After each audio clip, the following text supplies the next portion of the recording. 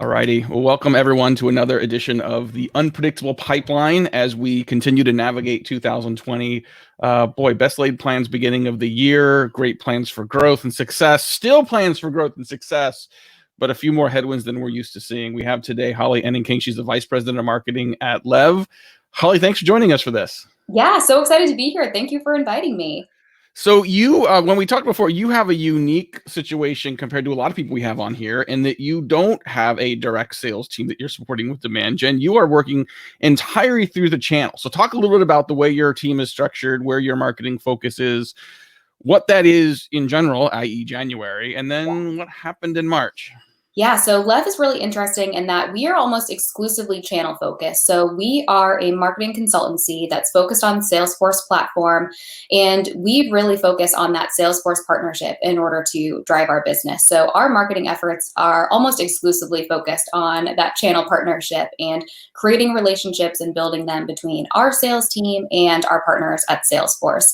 And in a normal year, that would mean a lot of face-to-face time between our sales team and Salesforce's sales team in order for them to get to know each other, but also to find opportunities and learn about Lev and build those accounts together. This year, that really went out the window, and like so many other people, we had to really change strategy coming into the year. And what did that look like? I mean, especially Yeah. when, what did it look like in March when you had to make that pivot and then you just started to realize, okay, this is going to be around for a little while. What changed? What were some of the pivots that you made along the way?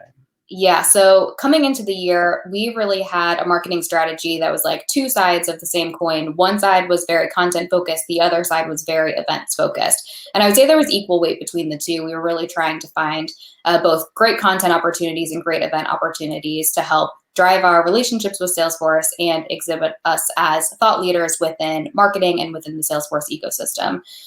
When in March, it became evident that the event piece of that was not going to be an option anymore. Like so many other marketing teams, we really started to pivot towards how do we create those relationships in this virtual world? And for us, that was really leaning into webinars, which weren't something that we had done a lot of at Lev previously, but quickly learned how to approach those. And for us, what we really wanted to achieve with these was continuing to build those personal relationships. That's so important in our channel marketing strategy, is just to help facilitate those relationships and bring those people together. And so how do we do that in this world where we can't sit across the table from each other?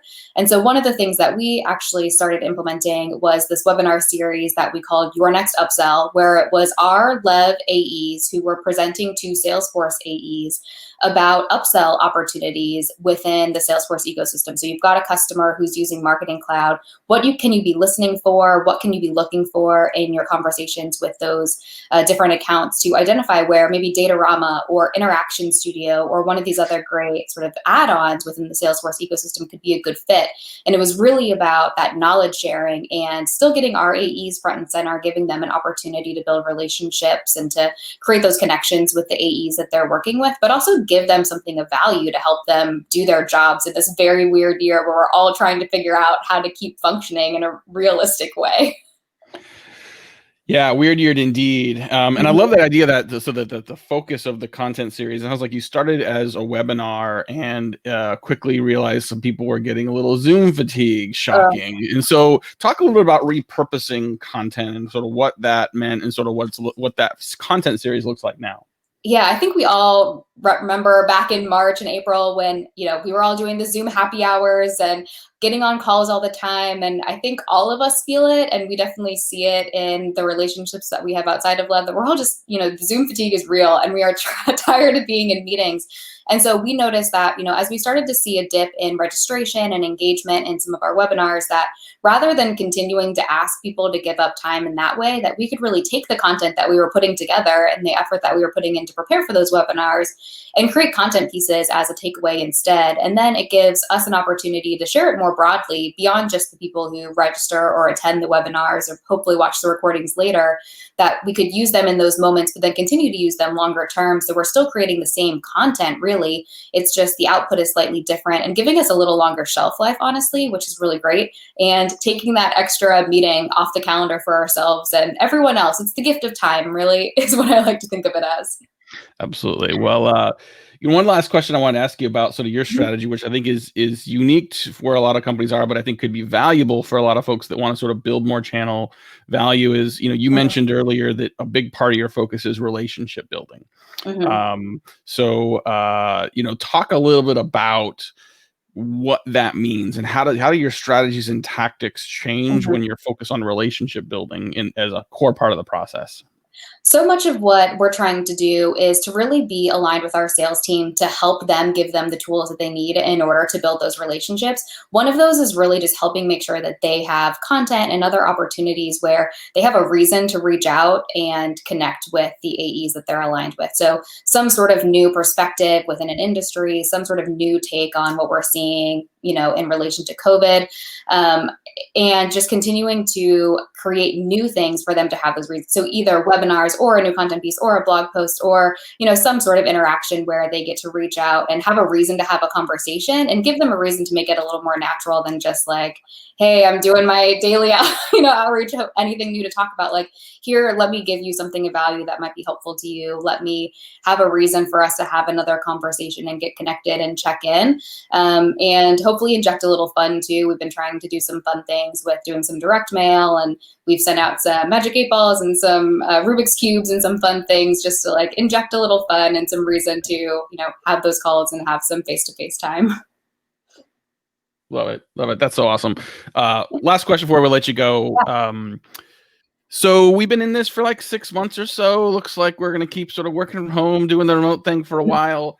What's something that you miss that you are looking forward to getting back to no matter? So somehow we'll get back to some version of normal. What's something you really miss that you want to do again?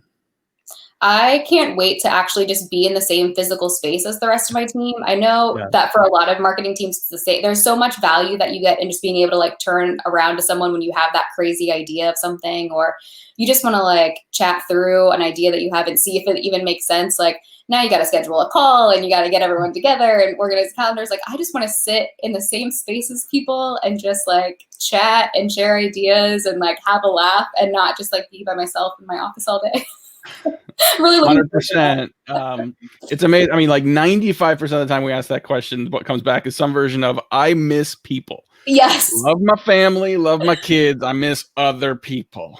Well, and like I'm a very intense introvert. Like early days, I was like, this is great. I'm here for it. I love like having my own space. And now I'm just like, bring me all the people. I just want to see everyone again. Yeah, I think we are realizing that I consider myself an introvert as well, but I guess like the term we're supposed to use now is omnivert, where I